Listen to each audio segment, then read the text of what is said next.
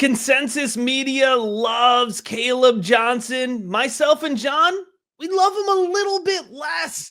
We're going to get into his tape. We're going to get into the stat profile, and we're going to get into the right spot. We think you should take him in your rookie drafts. Without further ado, the running back out of Iowa. The 3 years that Kaleb Johnson has been on the Iowa campus, Matt, the offense has been terrible. And I'm just going to try to be kind. And I have to admit, Kaleb Johnson was a bright, shining star in the darkness of that Iowa offense. And the crazy part about this, when the season started in 2024, he wasn't even atop the Iowa depth chart, Matt.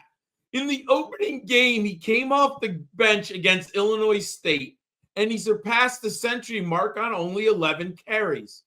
The third-year back started the next week versus Iowa State, and he rambled for 187 yards on 25 carries.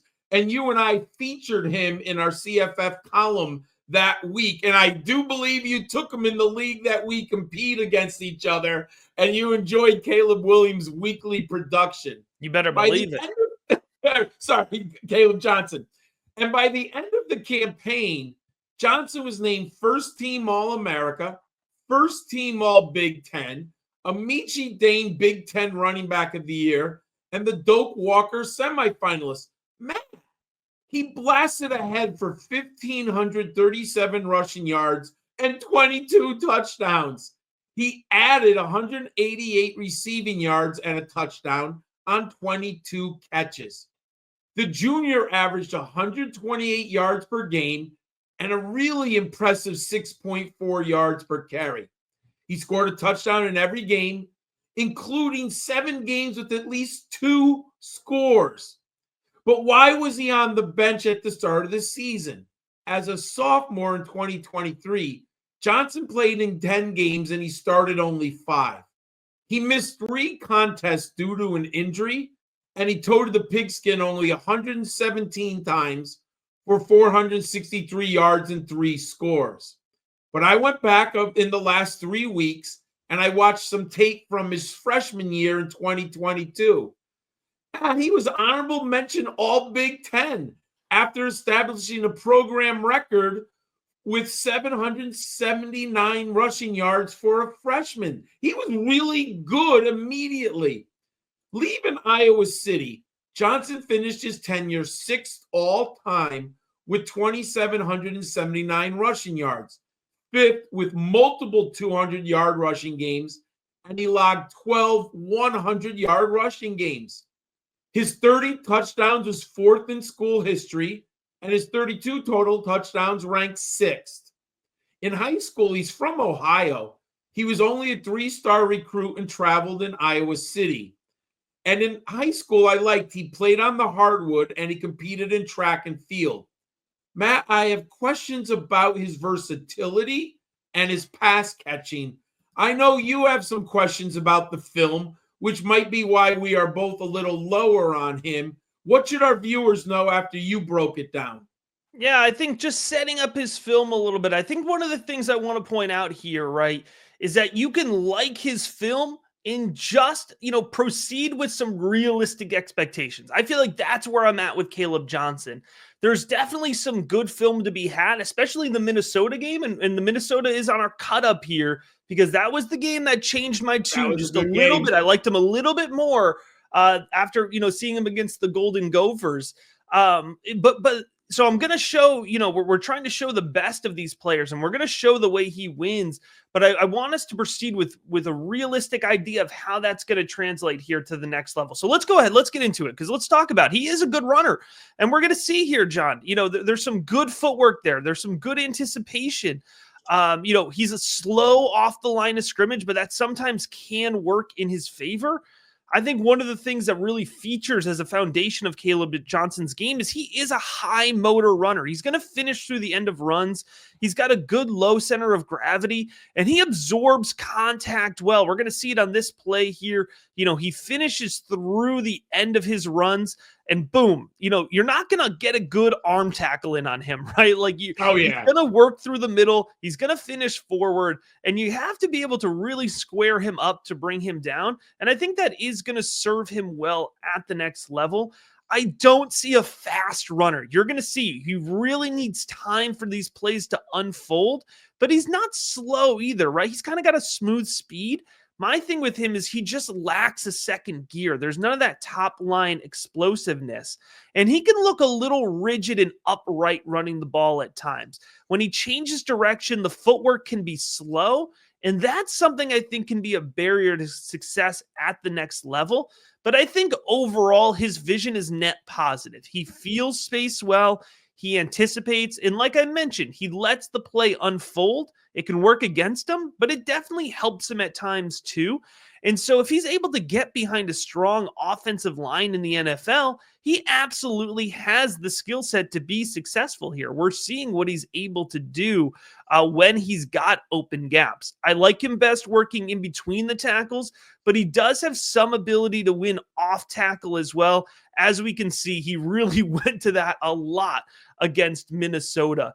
In terms of pass catching, I think we could have seen more out of him. I will say, though, I think his hands are fine. He definitely wasn't targeted a lot in the passing game for Iowa. But then again, absolutely nobody was, right? You talked about the vanilla offense. When he was targeted, solid hands. And I think he can be a realistic extension of the passing game. Like he can catch the ball. He can go upfield after the catch. And so for a guy 6'0", 225, I think his hands are good enough. But I'll tell you, John, what's much better than good enough, all the resources available over at patreon.com/rookiebigboard, including the 81 rookie profiles already updated post-combine, the 140 rookies ranked on the rookie big board. We have dynasty and Devy rankings that are directly equivalent, 2025 seasonal projections, every single NFL player with a seasonal projection available for patrons in early March. The rookie guide comes out in early April, over 100 pages of insight, one-on-one draft consultation calls, so much good stuff available for just $5 a month. You cannot get a better value out there. Whether you're watching or whether you're listening, the link to join will be in the episode description. And if you're listening to all these videos and you haven't supported yet, now is truly the time to get ahead of your league mates. You're not going to be able to do it for a better value. Save 15% off. Get the annual membership. You can't beat it, folks. So that's the tape breakdown here, John. Like I said, there's things to like. I'm just not liking it as much as everybody else. But maybe the stats tell a different story. It's fascinating because the stats like him and my model likes him. But we're just coming off the combine. And Matt, I was hoping for a little bit better, a little bit more speed, because I do believe he has football speed on the field, but the true athleticism isn't necessarily what we are looking for. I believe he's below the 50% threshold for running backs in the 40 at 4.57. And then you take a look at his 10-yard split, he was 1.62. And you had mentioned it. You had said it takes him a little while to get up to speed, right? And you do watch when you see the film, once he has those legs moving and he's got his momentum, he can be pretty fast down the field, especially for his size, but he doesn't get up to speed right away. Total scrimmage yards, Matt, I'm sorry, you get 1,725 yards in the Big Ten for an offense where everyone on defense knows you're getting the ball. That's incredibly impressive. Scrimmage yards dominator. We said their offense was poor. He had 40% of the total offense. I mean, that's kind of crazy. You usually see that at the lower levels, not in a Big Ten conference. His PFF yards after contact per attempt, impressive, 4.42. Matt, it's very hard to bring him down, and he's got good contact balance. My other two main concerns. One, I can't tell you he isn't a pass catcher because Iowa literally, they don't know how to coach the passing game. They don't use him in the passing game. He did have a nice little screen pass against Nebraska. think it was like a 78-yard run. That was an impressive play, but that was one play on his tape that you saw. So maybe he's like Jonathan Taylor coming out of Wisconsin. He's been a much better receiver in the NFL than we saw at Wisconsin. I can't tell you he's great. We don't have it. Also, I think he's going to be really dependent on landing spot, Matt. I think he's a zone runner. I think if you put him in a gap game, in a gap scheme where he has to follow a fullback or an H-back, I think it might be a problem. Just get the man out, let him get that one cut and run. I kind of think Shanahan's going to like him. Oh boy. But Matt, I know Shanahan might like him, but what should our dynasty owners like or not like about his value in dynasty leagues?